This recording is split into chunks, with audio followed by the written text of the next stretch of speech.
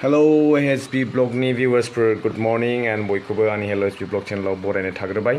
नै खोरखिजोंहाय सिदा दिनै फुख्रियाव दै हाबनायखौ नुहुरदों जा गोजोन मोनसे फिलिंस आरो स' जेन हक दिनै मोनसे खौरां नोंथांमोनजोंहाय शेयार खालामनो होननानै सानदों आङो बिथांमोना सोरबा जौजों गोदोनानै थानाय मानसि जुवा गेलेनानै फाग्ला जानाय मानसि आरो माखासेयानो नारि केलेंकारि गोनां मानसि मिशन बैसुमुथि पस्टार बिसिग्रा जाय सुबुंफोर दङ सांग्रां जा बा सांग्रांथि जानायनि सम फैदों लाइमोन गांखं UPPL दोलोनि रंगुल बर' बिथाङा मा फोरमायदों मोनसे मिडिया पर्टेलनि गेजेरजोंहाय इनिफ्राय मिशन बैसुमुथिनि पस्टारिं गभर्नमेन्टनिफ्राय खालामनाय जादोंमोन स' नैबेखौहाय सोरबाया ब्लेडजों हासिख्लाबदोंनो बा सोरबा अन्थाइ खुबैनानै हरनि गेजेरावहाय बिसिदों होननानै बिथाङा बुंदों थिगानो दङ दायनिगिरिया साजा मोननांगौ जुदि नुदोंब्ला बा सोरबा बेफोरबायदि मावदोंब्ला नाथाय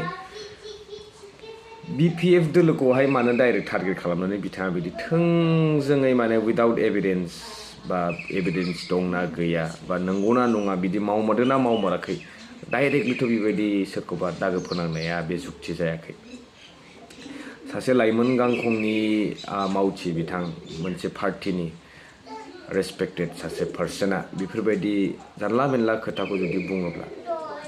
बिथांखौहाय बोरै फोथायथावना जाखो बियो मिशन बैसुमुथिनि दारै दिनै जोङो किसुमान गोबां एप्लिकेशन्सफोरखौ साबमिट खालामनायखौ नुदों नाथाय बेनि माखासे एप्लिकेशन्सफोरा डिसप'ज जानाया बेसेबां माने क्लासिफिकेशनखौ मोनजोबनाया बेसेबां बा बे मावफुंजाजोबदों बेसेबां नैबेसो साननो गोनां फैदों दिनै नोंथांमोना गाव गावनि सार्कोल अफिसफ्राव थांना नायोब्ला नोंथांमोना नुगोन जे बेवहाय सार्कोल अफिसारफ्रा गोबां माने खामानिखौहाय लेजि प्रसेसआव मावनाय बा गुरुत्थ गैयि जोंनि नाफामफोरनि फाइल्सफोरखौहाय माने बांद्राय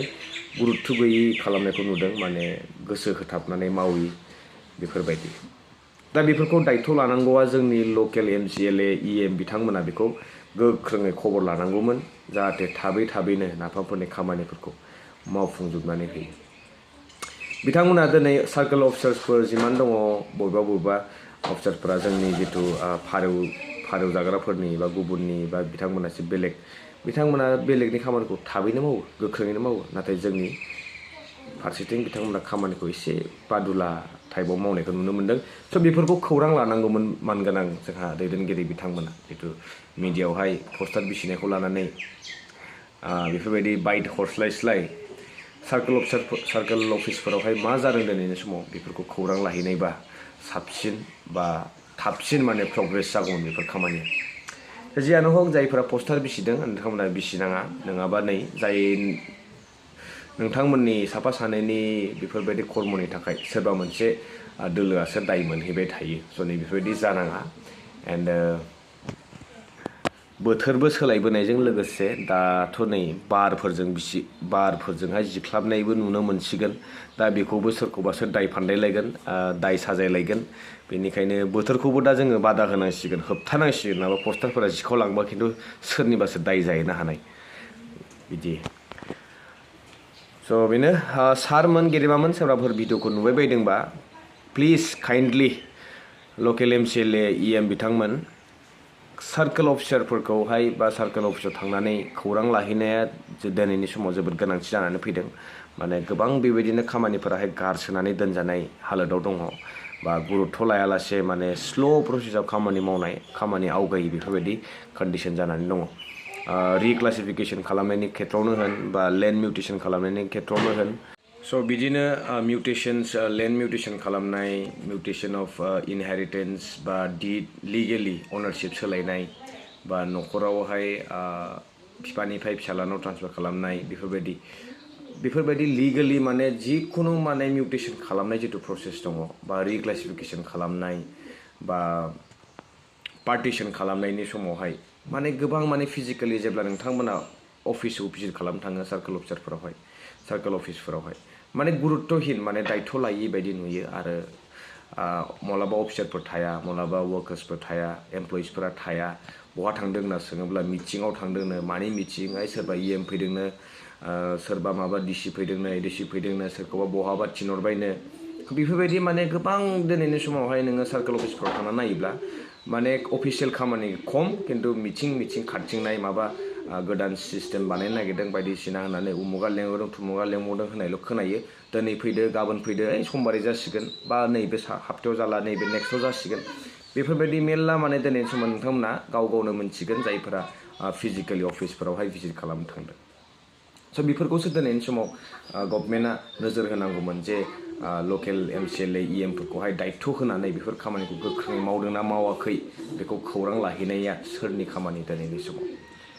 नाथाय पस्टार बिसिनायखौ दिनै एथ'ग्राब मोनसे गिदिर इस्यु बानायनानै बा पस्टारा हारसिंनो जिनाय ना सोरबा बिसिमारनाय बिनि खुनु तथ्य गैयालासे सिदायैनो सोरखौबा ब्लेम होनानैहाय दिनै जि मावनो गोनां खामानि बेखौ दोनखोमानानै दोननाय बायदि दिनै खोथाखौहाय खेंस्लायै बुंनाय बायदि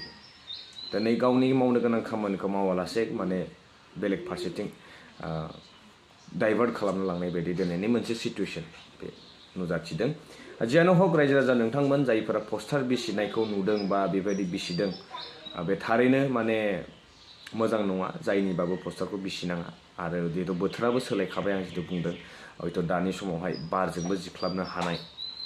आरो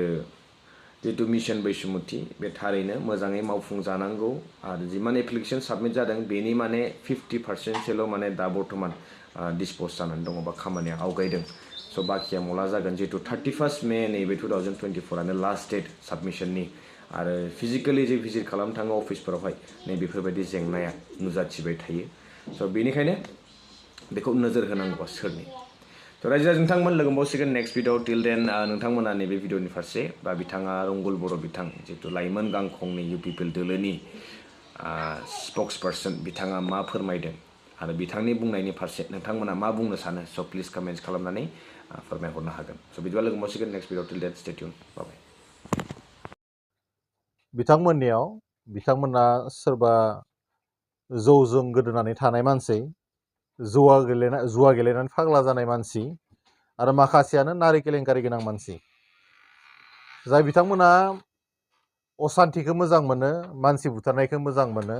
सोरखौबा सिगि सिग' खालामनायखौ मोजां मोनो बिथांमोन बायदि मानसिया बै पार्टिफ्राव थांदों बेखौ लानानै जों सानसोनांगौ गैया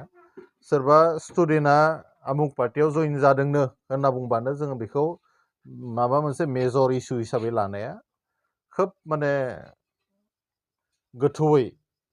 जोंनि मानसिफ्रा लानायाबो मोजां नङा बिथांमोन बायदि मानसिया सा साज्रां मानसि आरो जायफोर मोजां सेंग्रा सिख्लाफोर दङ कलेज आउटगयिं स्टुडेन्टफोर दङ बिथांमोना मेक्सिमामानो जोंनि पार्टियाव अर्थात UPPL आव जयनिं जाखाबाय अलरेडि आं बेखायनो बुंदों जौ जुवा आरो हिन्जावजों गेलेबोनाय बे पार्टि बेवहाय रावबो मोजां सुबुंफोरा दिनैनि तारिखाव थायाखै दा बाथ्राया जाबाय थांनाय गोलाव समाव बिथांमोना मोजां खामानि जिहेतु मावनो हायाखै दिनै UPPL सरकारनि मोजां खामानि मावनायखौ नुनानै बिथांमोना एलार्जि जादों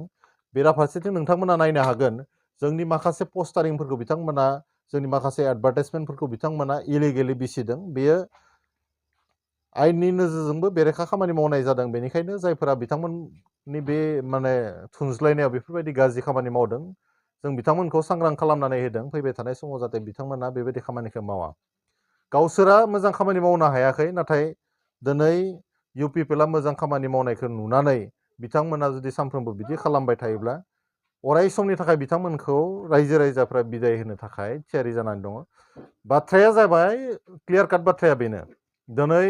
बैसुमुथिनि सोमोन्दै माखासे मानसिफ्रा मोनथिनांगौ दङ जोंनि हा हुनि मोन्थाइनि सोमोन्दै मोनथिनांगौ दङ दा बेफोरबायदि मोन्थाइखौ मोनथिहोनो थाखाय गभर्नमेन्टनिफ्राय माखासे एडभार्टाइजमेन्ट माखासे हर्डिंसफोरखौ लगायनाय जादोंमोन दा बेखौबो हराव माने अन्थाइ खुबैनानै सोरबा ब्लेडजों हासिनानै दिनै बिसिदों बेयो एज ए हल जोंनि समाजनि थाखायनो खहा नट अनलि गभर्नमेन्टआथ' जेसेबां सोरबा बिसिबाबो बेखौ होफिनबाय थागोन दा बाथ्राया जाबाय बिथांमोननि जा मानसिकता जा गोसोआरि बिथिं एसेबां गाज्रि जाबाय ने जे जेराव जोंनि मानसिफ्रा हा मोननांगौ दिनै माबा मोनसे सुबिदा मोननांगौ बेखौसो गभर्नमेन्टआ बे हर्डिंसफोराव होदों बेखौ बिसिनायनि ओंथिया मा बेफोरबायदि बेसलेस खामानि मावनायनिफ्राय बिथांमोना गोजानाव थानांगौ